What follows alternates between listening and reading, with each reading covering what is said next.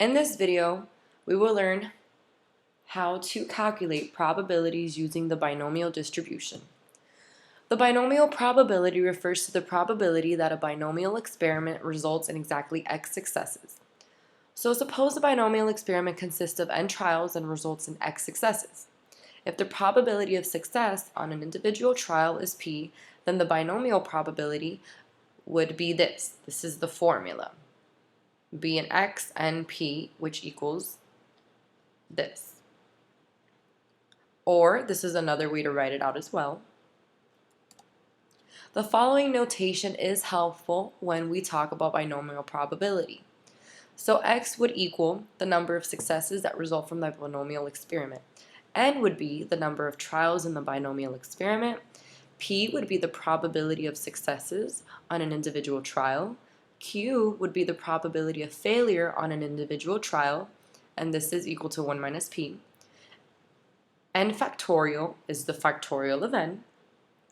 And B and x, n and p is binomial probability, which is the probability that an n trial binomial experiment results in exactly x successes when the probability of success on an individual trial is p. So NCR is the number of combinations of n things taken r at a time. For the first example, it says, what is the probability of obtaining 45 or fewer heads in 100 tosses of a coin? So the solution is to solve this problem, we would have to compute 46 individual probabilities using the binomial formula. The sum of all of these probabilities is the answer we seek. Thus, this would be the formula. You would just have to plug in all the numbers to what each variable it pertains to, and the answer would be 0.184. In the second example, it says the probability that a student is accepted to a prestigious college is 0.3.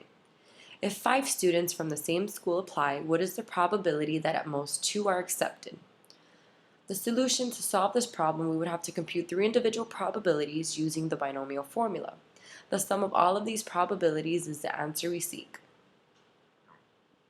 Thus, it is what we have down here. Like I said, once more, we just plug in all the numbers to the variables that they pertain to, and after all, we add everything, we get 0.8369.